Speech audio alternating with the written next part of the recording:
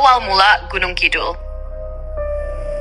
Di masa lalu, sebelum wilayah ini menjadi bagian dari Kesultanan Mataram, daerah yang kini dikenal sebagai Gunung Kidul adalah wilayah yang masih dipenuhi hutan lebat dan dihuni oleh masyarakat yang hidup sederhana.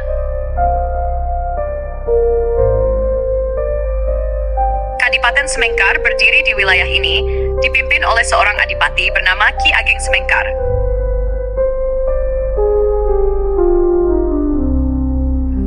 Menurut cerita turun-temurun, Ki Ageng Semengkar adalah seorang pemimpin yang bijaksana dan memiliki kekuatan spiritual tinggi. Beliau adalah keturunan bangsawan yang ditugaskan oleh Kerajaan Pajang untuk menjaga wilayah selatan dari ancaman bajak laut dan para perampok yang sering datang dari pesisir selatan. Kadipaten ini berkembang pesat dan menjadi pusat pemerintahan kecil yang mengatur masyarakat di daerah pegunungan.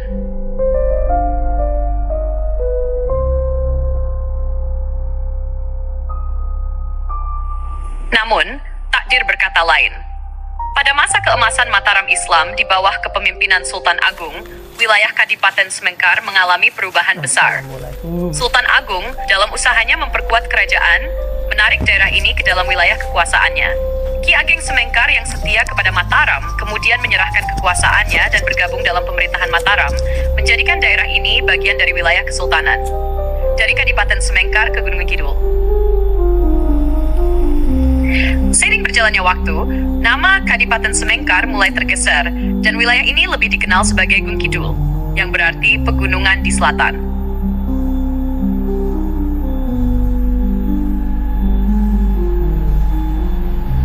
Nama ini merujuk pada kondisi geografisnya yang memang dipenuhi perbukitan kapur yang membentang luas. Pada masa kolonial Belanda, wilayah ini mengalami berbagai tantangan, terutama dalam hal pembangunan dan pemerintahan. Namun, penduduk Gunung Kidul tetap bertahan dengan sistem sosial yang kuat dan tradisi yang masih dijaga. Pada abad ke-19, ketika pemerintahan kolonial mulai menetapkan struktur administrasi baru, muncullah satu daerah yang kemudian menjadi pusat pemerintahan baru, Wonosari. Terbentuknya Wonosari, ibu kota Gunung Kidul. Nama Wonosari berasal dari dua kata dalam bahasa Jawa, watan dan sari, inti atau yang terbaik. Secara harfiah, Wonosari berarti hutan yang subur, atau inti sari dari hutan.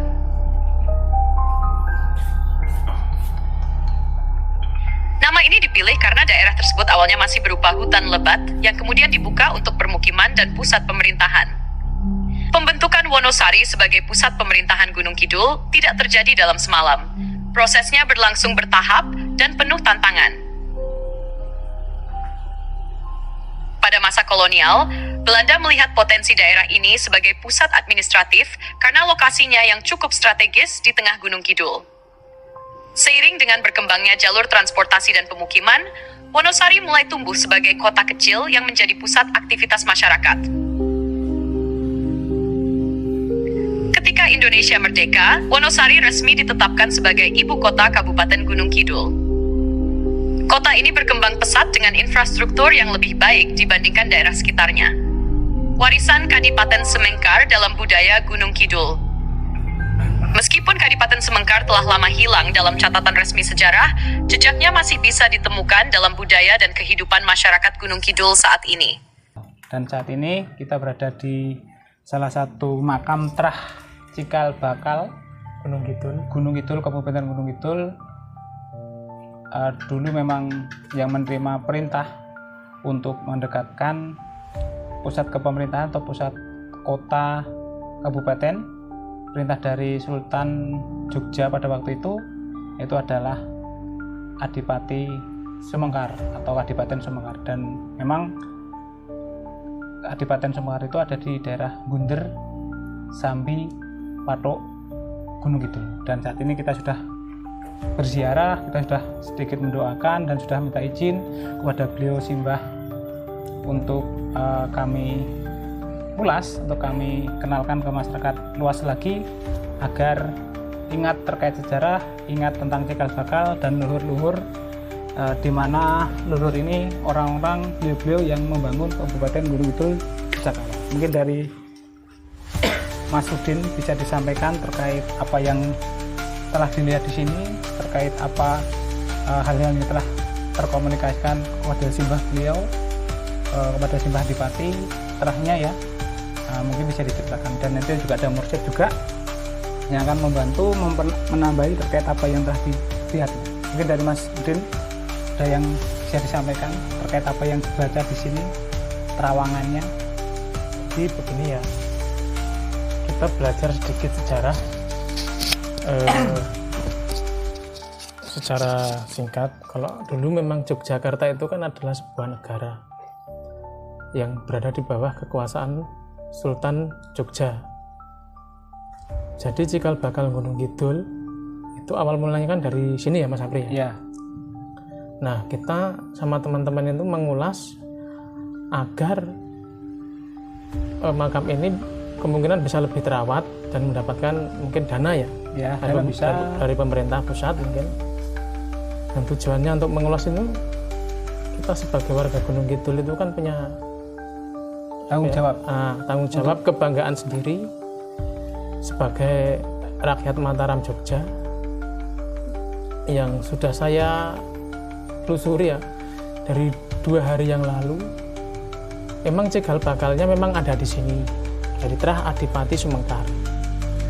Cuman dari 2 hari yang lalu memang saya mencoba berkomunikasi secara spiritual, cuman mungkin beliaunya masih belum mau. Ya mungkin di video lain, di video selanjutnya mungkin kita baru bisa mengulas tentang itu. Cuman kalau dilihat dari kondisinya sekarang ya. Ini memang makamnya kurang terurus sekali. Ya, terlihat dengan dari lingkungannya.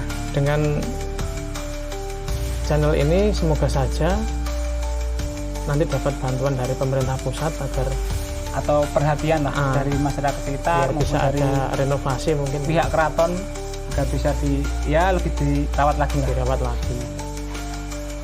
Harapannya sih itu tentang makam di sini. Mungkin dari Mas Mursyid ada yang pandangan apa secara spiritual atau secara nyata? Belum ada. Baik, berarti belum bisa berkomunikasi ya, masih abu-abu. Seperti itu ya. Mungkin dari yang lain Mas Udin ada? Ya, intinya sih semoga kalau saya sendiri yang untuk penonton nanti ya, harapannya yang penonton channel ini bisa mendukung kami tentunya, karena ini adalah cikal bakal Gunung Kidul. Ya kita tahu kan dulu kan tidak ada namanya Indonesia ya Mas ya. Tidak ada, belum. Masih kerajaan. Gunung Kidul itu kan di bawah naungan Kesultanan Yogyakarta, yang artinya kita sebagai orang Jawa itu kita dulu itu negara sendiri, bukan bagian dari Indonesia. Dan saya sangat suka sekali dengan hal seperti ini. Itu kan istilahnya wong Jawa ora lali karo Jawane. Biar gimana pun beliau-beliau ini kan pendahulu kita, yang istilahnya yang babat alas Gunung Kidul lah. Sampai sekarang Gunung Kidul bisa seperti ini karena dulu istilahnya kalau zaman dulu ya kita tuh jadi orang desa mungkin kayak di isin-isin wah mau Gunung Kidul gitu kan. Tapi sekarang itu Gunung Kidul sudah maju, ada kebanggaan sendiri saya sebagai warga Gunung Kidul. Makanya saya ingin sekali mengulas tempat ini, yang mudah-mudahan di video selanjutnya bisa mengulas lebih dalam ya, karena saya tadi sudah berkomunikasi 2 hari yang lalu itu, tapi beliaunya belum mau untuk menceritakan bagaimana sejarah awal berdirinya Kabupaten Gunung Kidul dan kenapa yang lokasi ini itu dipilih sebagai awal berdirinya Gunung Kidul. Ya mungkin itu dulu kalau dari saya. Ada kurang lebihnya saya mohon maaf karena belum bisa memberikan cerita yang lebih, karena Pak hanya baru sampai sini saja yang saya tahu. Intinya begitu. Ya, mungkin semoga di suatu hari nanti atau di video yang akan datang kita diberi kesempatan lagi oleh beliau simbah yang makom di sini untuk bisa lebih dalam berkomunikasi agar tahu sejatinya seperti apa dan bisa memberikan cerita, memberikan informasi kepada masyarakat umum, masyarakat Gunung Kidul khususnya, bahwa dari sinilah Gunung Kidul itu ada, atau dari sinilah Wonosari itu ada, karena memang beliaulah yang mengumpulkan para adipati yang ada di Gunung Kidul pada waktu itu, berkumpul di Kadipaten Sumengkar untuk menerima wahyu dari perintah Keraton Yogyakarta atau Raja Yogyakarta. Mungkin itu cerita sekelumit dari kami di siang hari ini, dan tunggu cerita kami lagi, tunggu video kami lagi selanjutnya, dan tentunya silahkan dukung kami agar kami bisa lebih baik lagi untuk berkarya. Terima kasih, sampai ketemu di lain waktu dan di lain kesempatan. Kami mohon diri dulu. Terima kasih ya.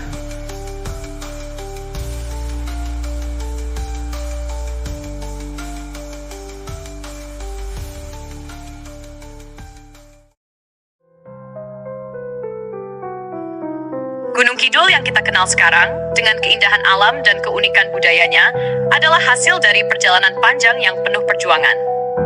Jadi, lain kali ketika kamu berkunjung ke Gunung Kidul dan menikmati keindahan pantai atau perbukitannya, ingatlah bahwa di balik semua itu ada sejarah hebat yang membentuknya. Dan siapa tahu, mungkin jejak Kadipaten Semengkar masih bisa ditemukan di antara reruntuhan dan legenda yang masih hidup di hati masyarakat setempat. Gunung Kidul bukan hanya tentang alamnya yang indah, tapi juga tentang sejarahnya yang luar biasa.